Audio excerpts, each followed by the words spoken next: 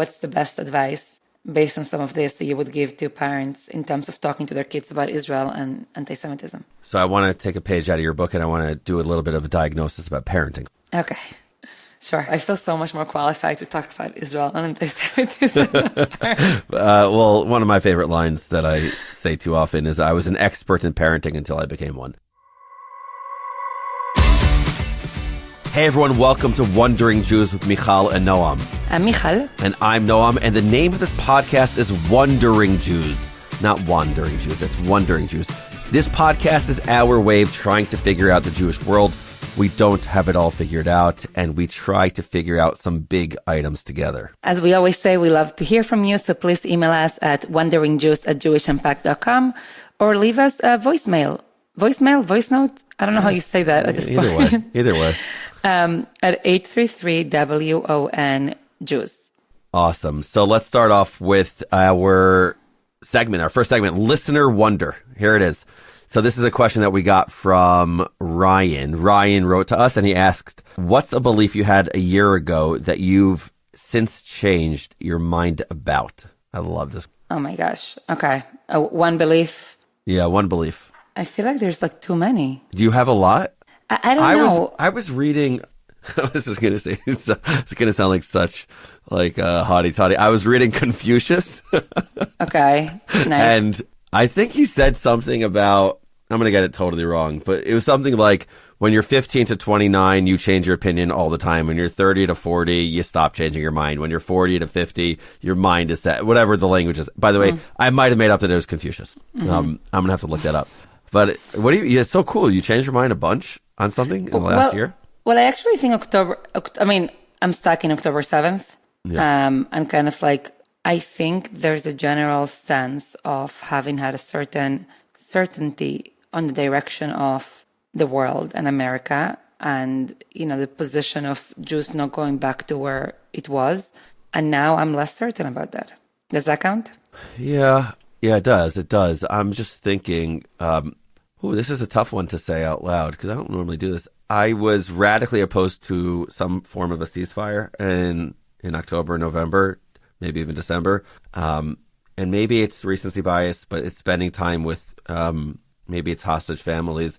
Maybe it's the emotional part that now I just think that we have to get the hostage families back first and foremost, before anything else. Maybe it's my time that I spent with Rachel Goldberg, and John Poland and just hearing their stories. I was radically opposed to it, I would say. And now I think I'm leaning towards that. And that was like over the last few months, I've been talking to a lot of people about that who have different opinions than me on it. And I think it's where I stand.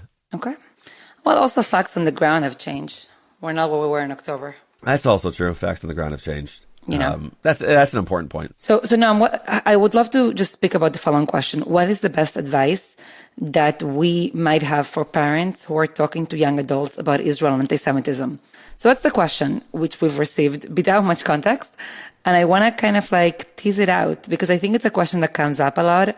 And I think it's important to both understand the question a little bit better and then to just see what actually is some good advice for this moment. Okay, so this is what we're going to call on the fence, right? Where you and I are we're gonna have fun with it, whatever that means. We're going to go into the conversation.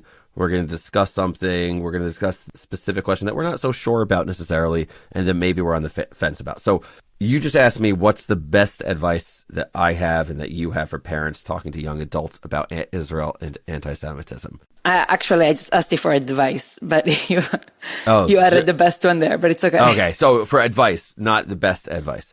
So what is the best advice to give to young adults about Israel and anti-Semitism? Well, but I think we need to understand why the question exists. What I mean by this is, okay, like if people across America, parents are asking for advice on how to deal with children on phones, it's because there's been heightened phone usage and with a ton of like side effects. So the fact that people keep asking what's good advice for parents in talking to young adults and their children about Israel anti-Semitism, I want us to diagnose it a little bit. Okay, let's try to come up with some reasons. And I think for some parents, there's one, for some, there's more than one. And for some, we might actually not capture the correct reasons.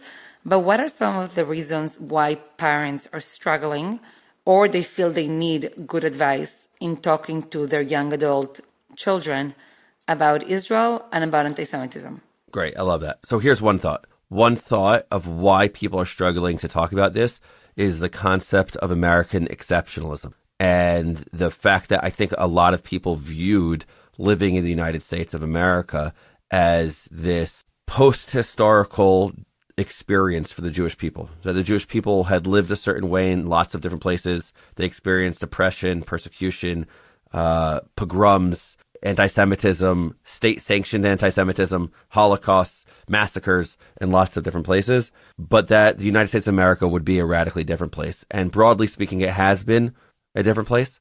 And this moment since October the 7th has caught people by surprise. And for the first time ever, people are questioning the concept of American exceptionalism. So Noam, are you basically saying that there's something very basic about the reality that has shifted, and so they need advice because there's rising confusion, because some very basic assumptions about the place that you're in, suddenly it's like, oh, that's not really where we are right now? Yeah, I think so. And I think it's scary for people. And I think that parents are confused about how to deal with it because they have felt so accepted for so many years. And they went to bat for so many different movements. Movements, by the way, that they deeply believe in and they're still passionate about and will fight for and advocate for. But when they saw their friends, their close acquaintances, their colleagues not feel for them, feel for their trauma, it was different. It was unique. It was a different moment. So if the first reason is like something really changed and it's confusing, so you need advice, I think you just introduced two additional points. One point is that this is something that affects the parents as well as their children. What I mean by that, it's like sometimes with parents, it's like, so parents have figured out certain things and then they just need to advise their kids on how to go ahead on their own journeys. But this is actually a big challenge that is confronting the parents as well. And they are like struggling with how to even think about it. So then it's really challenging to actually parent and give advice when you are confronted with the challenge as well. Yeah, exactly. And then the other thing that you said in your words, you mentioned the word fear. So it's not only that it's confusing, but it's that people are really afraid. And sometimes I would say it's hard for us to speak to our children when we're supposed to, as parents, have the answers. And we actually are afraid and we don't have the answers. I think that's true. And I want to add one more layer now, like you got me thinking of this. When two generations are experiencing trauma together for the first time.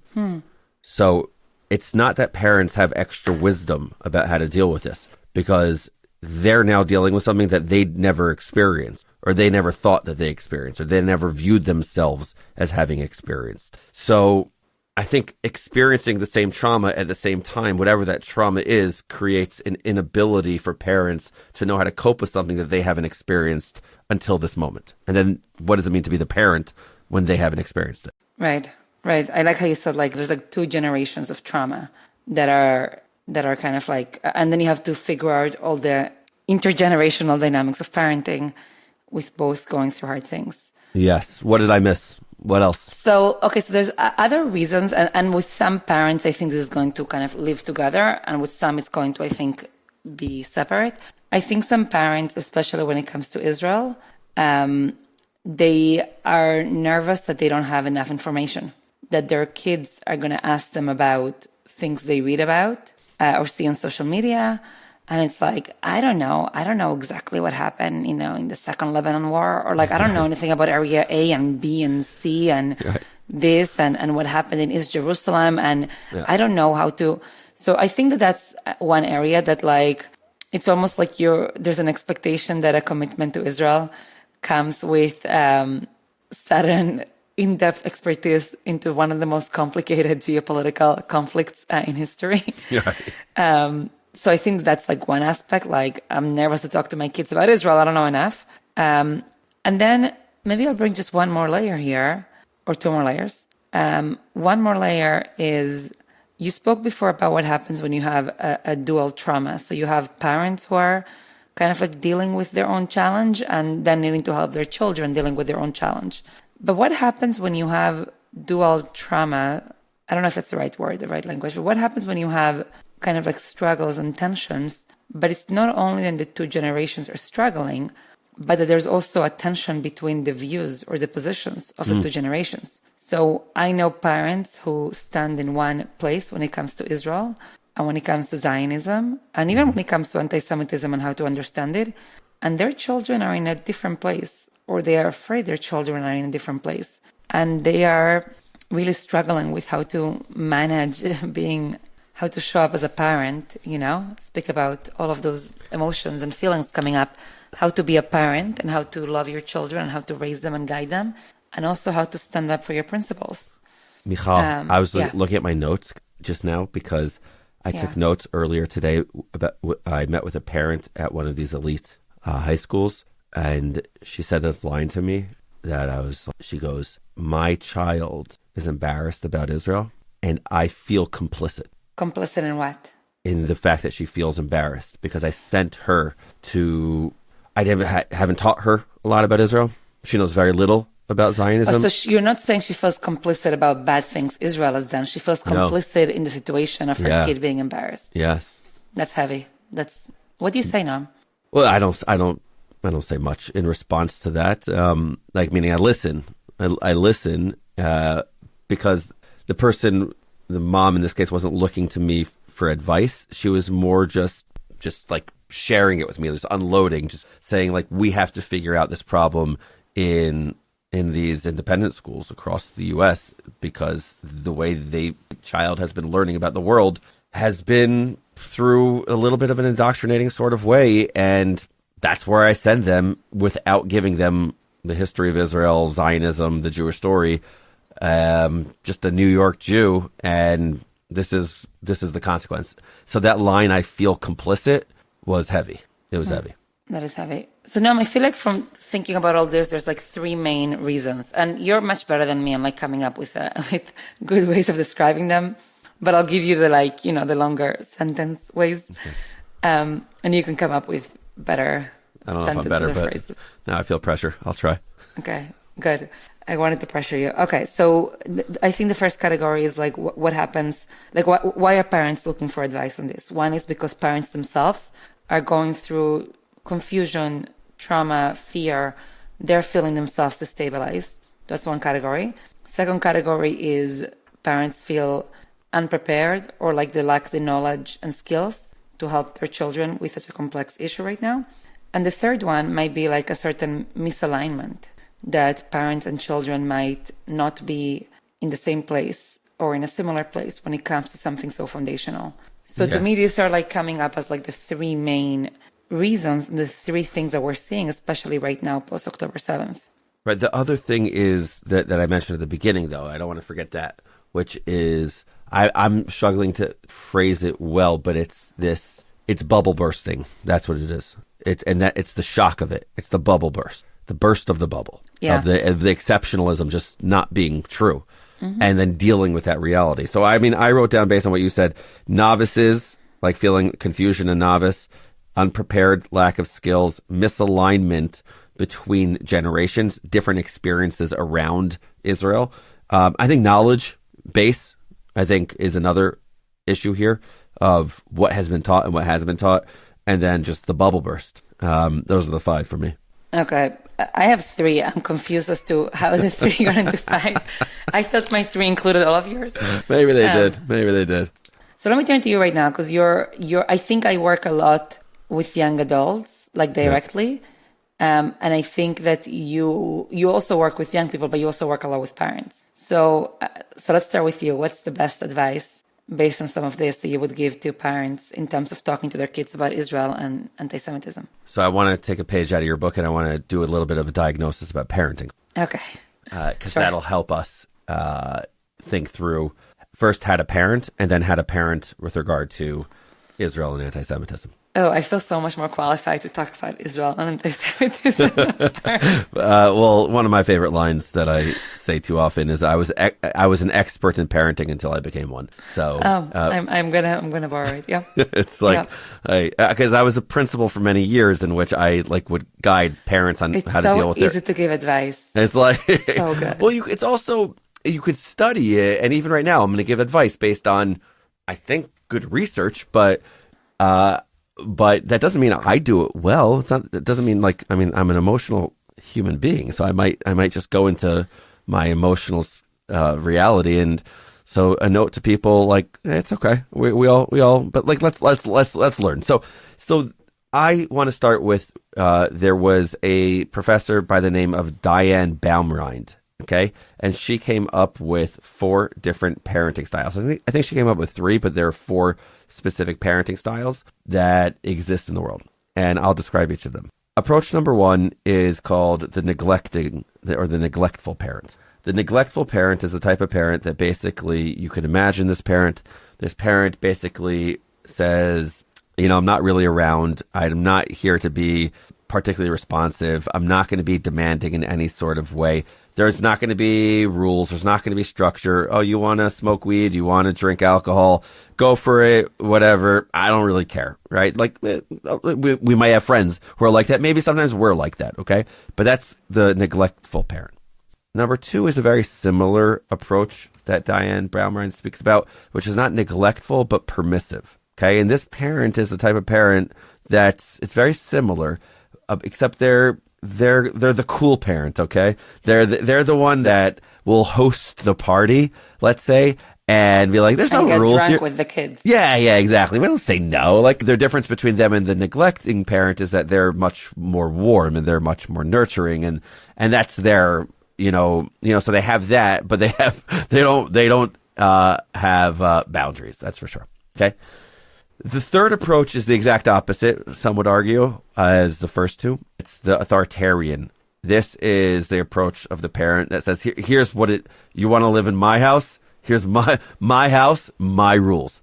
Expectations through the roof. We are going to be strict. We're going to be specific, and you're going to have, this is what it means to live in the house.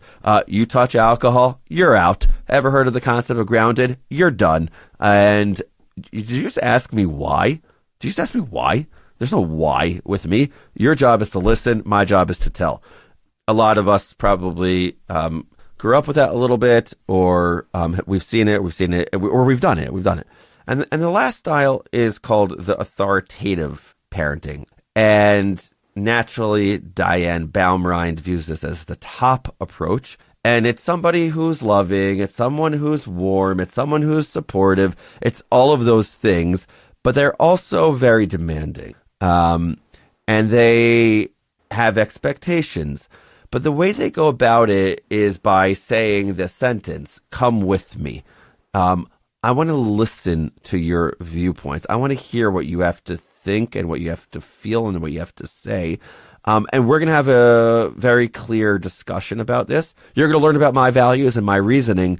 The question why, ask the question why, and I'm here to walk it through together with you. That's authoritative. So those are the 4 different parenting styles. I mean, I'm thinking. Thinking. I'm like, which one am I? But I mean, aren't we all some of the time and other time? But I think there's like types. You know what I mean? There's like right. you think about like 80% of the time, what do you revert to, or what's your main style? And I think there's types. It's interesting. Do you know when the theory is from? It's like old, right? Yeah. Oh, yeah. This is old. This is way old. Yeah. Way old. It's interesting. I mean, before we go into the Israel debate, part of what's been interesting is that American parenting has, for the past decade or so, gone into like an approach. I don't know if you've heard of like gentle parenting. No, tell me about that. So this is not perhaps like the academic term for it or whatever, but gentle parenting is like the approach of a lot of very popular parenting gurus and people who coach and things like that, who basically are moving away from the kind of authoritarian parenting of like decades ago. And a lot of it is about kind of like nurturing your children and listening to them, and kind of like there's like almost like a therapeutic aspect of like talking to them, understanding them, not really putting your foot down with any kind of like significant consequences. And anyways, in the past couple of years, or even in the last year, there's also been a very strong pushback against gentle parenting, kind of like showing how it's getting towards the permissive place. They're just letting their kids decide pretty much right. everything about what their family life should look like. Right. And thinking that they're doing it as very committed parents. Mm-hmm. So I'm just thinking about this because there's also been a very strong pushback against gentle parenting. And, even someone like Jonathan Haidt's work on, the anxious generation, there's a critique there about that kind of parenting, right. Things like that. Anyways, I want to go into how you apply the 4 types to Israel. And I also want to keep in mind the fact that we have seen, the rise of gentle parenting and a pushback against it. And maybe how that can inform the application of this to Israel. Great. So let's connect the dots here. I think that we either have 3 or 5 different reasons for why this is a difficult subject in the first place. Whether or not it's because confusion and they're novices, they don't have the skills. Parents often. I want to stop saying they and start saying we. We don't necessarily have the knowledge. There's a misalignment in terms of generational experiences, and then the bubble burst. So the way I view it, it's like this: the subject is not the content. The subject is the person. Wait, say that again. What do you mean? When you're parenting or when you're teaching, the subject is not the content. The subject is the person. So the way we should talk and teach. Wait, sorry. No, give me an example of what you mean by that, because I think I know what you mean, but I want to make sure that we really know what you mean. So the subject when teaching is not Israel. It's not about Israel. It's about the person you're talking to. Israel's just the conduit to have a conversation. But it's not about Israel. It's about your relationship to that person when engaging in conversation. Pause 1 second now. Are you saying this as a statement about this topic, or are you saying this about all kinds of teachings we do with our children? Education in general is to switch the lens by which we think about what we're teaching. Stop thinking about the thing in between you and the person and start thinking about you and the person. Okay, so you're basically positing here like a theory of education, let's say, which, by the way, not everybody would agree with, and I would actually have a lot of people would disagree with this. What? Yeah, this is my opinion. Yeah, so no, I'm not saying it like that. I'm just saying like it's good to contextualize it. Yeah. So in which basically the most important, maybe like the end goal is not that the child in front of you learns X, but the end goal is the relationship and the way that you relate to the child in front of you. Is that a good way of putting it? Yes, and that the child relates to the content. Okay, you just confused me with that. It's not about them knowing everything on the piece of paper. It's about the fact that they are going to have a relationship in a certain way to whatever is on that piece of paper. Okay, all right. So it's more relational as opposed to, empirical information knowing. Exactly. Okay. And I'm very interested in their relationship, not in this blank slate. Here's the content, and let's see how it lands on everyone. But what happens when there's a dialogical relationship between the more knowledgeable other, it's called in education, the MKO, and the person who is on the other side of that conversation. So when we switch into that lens, which you are absolutely right, is one way to view education, not the way everyone views education, but there are lots of different theories about education over the years.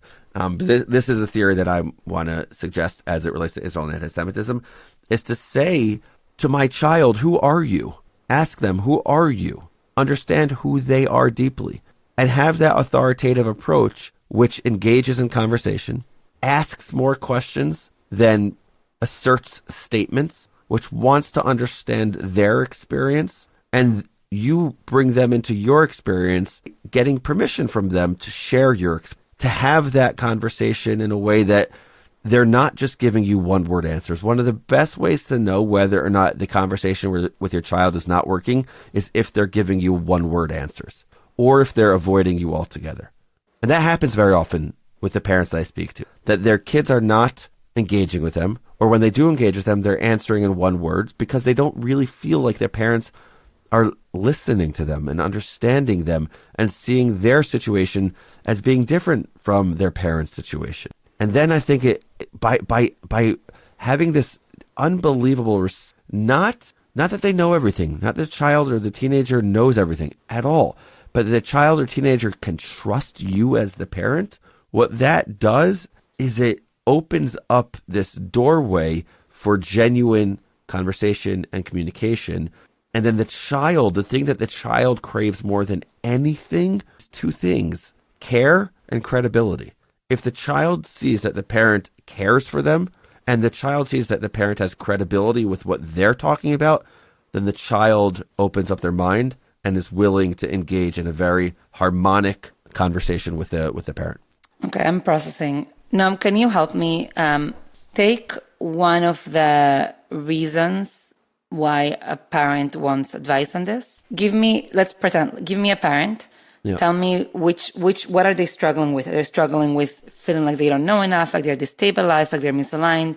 Which one it is? Yeah. And then walk me through how this helps. Okay, so let's do the generational thing. I think that's a fun one. So you stand in one place and you think or you know your kid stands in another place when it comes to Israel. Let's use that one.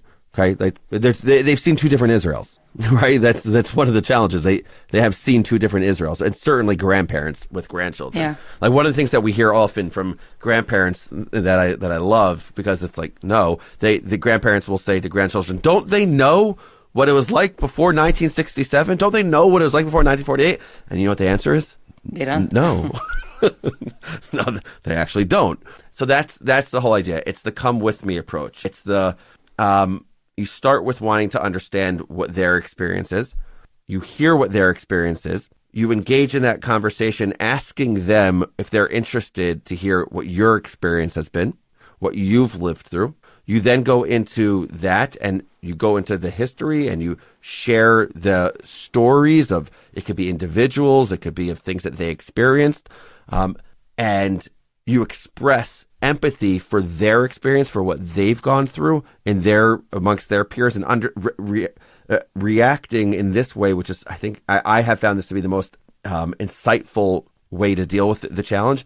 Older people say to younger people, I was your age too. Not helpful. When older people say to younger people, I've actually never lived through the age of social media that you lived through, and you're living through a different era, and I'm part of this also, and I have a history that you don't have, and I don't understand everything about what you're going through. It's just like it's a human to human EQ sort of thing, where the other person's like, oh, this person gets me. It's people are just waiting to be gotten. People are just waiting for people to get them. And then once people feel like the other person gets them, then once they show care and credibility, then there's the opportunity for dialogue and conversation. Okay, let's play this out now. Let's say there's like a parent who cares deeply for Israel, supporting the war efforts right now, post-October 7th, and their kid is part of the encampments at an elite university, and their kid believes that claims around anti-Semitism are blown out of proportions, and that any support of Israel is criminal. Would you advocate for the same advice? See, but this is where the authoritative approach is. Authoritative doesn't mean wishy-washy, and it doesn't mean gentle. It really doesn't. What it means... It sounded very gentle when you were saying, I was like, oh, gentle parenting. Well, maybe it's because it's my tone. I could say it in a meaner way. But to ask permission to share your experiences with your children? Listen, I don't know. I hear you. It's not a literal, like, I'm asking your permission. It's getting a sense from them if they want to hear from you or not. Yeah, we have different parenting styles now. I'm not saying I even parent like this. Oh, okay, but wait, can you respond to what I said with the example that I gave? Would you advocate for this there? Again, so for me, the goal wouldn't be to convince them that you're right about something. The goal for me would be ensuring that the relationship stands strong no matter what. Because nothing is more important than that. That's my take. So let's tease out the advice, because we're going to give a couple of advice. And by the way, it might different parents, different situations, different challenges. Yeah. So the core of your advice is focus more about your relationship as a parent. Yeah. And find ways to engage your child in a conversation. And your role is not to convince them of a particular position when it comes to Israel. It is to engage them and try as much as possible to continue that engagement going. But you're missing one point. You could be affirmative about what you stand for and passionate about what you stand for. That's a critical part of authoritative parenting. A critical part of it is affirming, and this is what I believe and why I believe it. Yeah. Okay. I think, I just think it depends so much on the situation, and the parent and the child. And so I'll just say this might sound kind of like obvious, but this is advice that I got, so I guess I'll share it out. Yeah. So some of it is like when speaking with children, no matter how old they are, be honest about when you don't know something. Like there's nothing wrong with saying, I don't know. Yeah. That's a great question. This is really complicated. And even invite them to learn with you.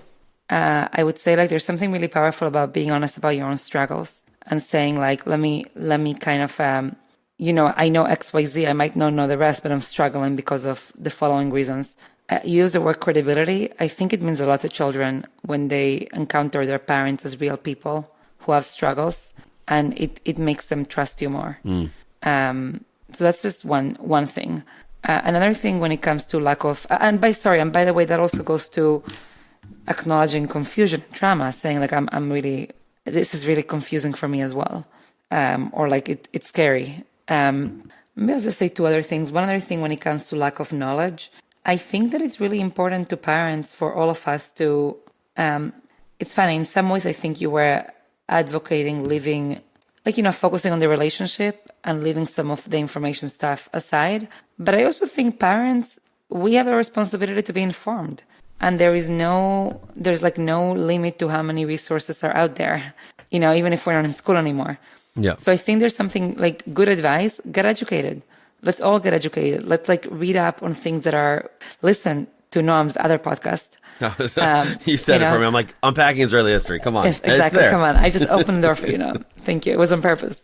Maybe the last thing I'll say, I think it's really important to focus on having conversations that center first principles. So what I mean by this is as follows. Like, thank God I have a beautiful, big family, and there's a lot of disagreements in my extended family. Some of them religious, some of them political. And there's been times when relationships kind of couldn't stand tall under the burden of that. And there were times where the relationships overcame that and were really strong and solid. And I think a lot of it was about the ability of two people, in this case, parents and children, to be able to say, well, we might not agree on a particular policy, or we might not agree on a particular understanding of something that happened. But can we agree on first principles? And first principles might be love for the Jewish people. First principles might be a safe haven. There's a bunch of first principles that can be put on the table. And I find it really healthy for relationships to always try in conversations to remind ourselves before we go into them, what are my first principles? And can we have a conversation that doesn't get lost in details, that we can't kind of name these foundational principles and have, a real conversation around it. Do you have also values or rules or whatever description for times that you are willing to have these debates, and times where this is a politics, religion free zone, I don't know, at the Shabbat table, that sort of thing, where we're actually we're going to agree to not do this conversation here? Yeah, I think that's really important. That's really good advice. Just to be conscious and intentional as to when you're having the conversations and where and with whom. Yeah. And not to feel pressure to always have them. Yeah. It's funny, I can think of examples in which we should have put rules and we didn't. Yeah. And examples in which we had rules and they helped. And so much of it is about just looking around and seeing who are the people, what can they handle, where are they? Yeah. And don't forget that a conversation that for one person can feel detached, debate, intellectual, for another person can trigger the most personal, vulnerable, you know what I mean, points ever. Yep. So I think there's real wisdom there in actually curating discussions and trying to figure out how to be responsive, how to initiate, how to be a resource for our children, and how to do so in the way that you said, Noam, that lets them do so in the context of a relationship and in the context of becoming their own people. I have one last piece of advice on this. This is just a tactical piece. Mm-hmm. Sometimes young people feel like people are staring at them, the spotlight effect. Well, we all feel that at different times, but adolescents really, when they're going through their identity development, and something I studied for years, but it was the identity development of teenagers specifically is a fascinating time, and young adults. And one of the things that you could do as a parent is, I think I learned this from my parents, and they're clinical. So really, both of them. Yeah. They're both private practice. No, this explains a lot. Yeah, it explains a lot. I know. Oh my gosh. Okay. Yeah. Okay. Sorry. Yeah. Okay. Next episode. And one of the things that I think I learned it from them. Let's give them the credit for it either way. Is it can be very difficult to have a serious conversation with eye contact. Very hard. But if you just kind of are having a by the way conversation, you're doing something else, you're, shopping at Target, you're brushing your teeth in the same room, and you're just like talking to each other, but like not making it feel so heavy. The other person is much more open because they don't feel like they're being put on the spot. They don't feel like they're being challenged. They're just open at that point because you're driving, let's say, and you're not necessarily making eye contact. You're just, oh, by the way, I wanted to, you're not making it so overly serious, which makes it heavy, which could shut some people down. And the goal in a relationship is to open people up. And like my dad always says, vulnerability is the currency of intimacy. And it's the ability to be vulnerable with each other is like really important in relationships, to be close. And that's the currency, and how you do that really matters. Yeah, that's powerful. Maybe I'll add one more thing here that I think a lot about. I think parenting, it's easy to talk about. It's so hard to do. Yeah. So hard to do. I'll just name that. And I think a lot that parenting is a work of faith. By faith, I mean like I'm thinking like a shlach lach, like you invest, you put, you plant, and you don't fully know what you'll see and when, and how things turn out. And there's like a faith there that somehow it matters, and somehow there'll be. I don't have this good language right now. There's a real faith there, I think, that we invest in our children and we love them and give to them. And I think the faith is that they will know they are loved and they will become people, right? That reflect that knowledge in the world. And I know that I have been, like, personally, I think a lot about the love that sustains me. I think about my grandmother, my parents, and like what it means to walk around knowing that you're loved. And this matters for Israel conversations, because I think we can get an anti-Semitism. We can get so caught up in the what to say and the emotions and how difficult it is. And it's all true. And I think with all this, if we can always remember to help our children feel loved, that's maybe at the core of everything. Love it. And if we love Israel and we love them, yeah, it translates. I think it often does. Mijal, that was a lot of parenting. I'm going to go try to be a parent now and enjoy. Have fun. And much easier to talk about it, right? Much easier to talk about it than to do. So I think both of us can acknowledge that as we wrap this up. So thanks so much, Mijal. Great talking with you about this. Wandering Jews is a production of Unpacked, a division of OpenDor Media.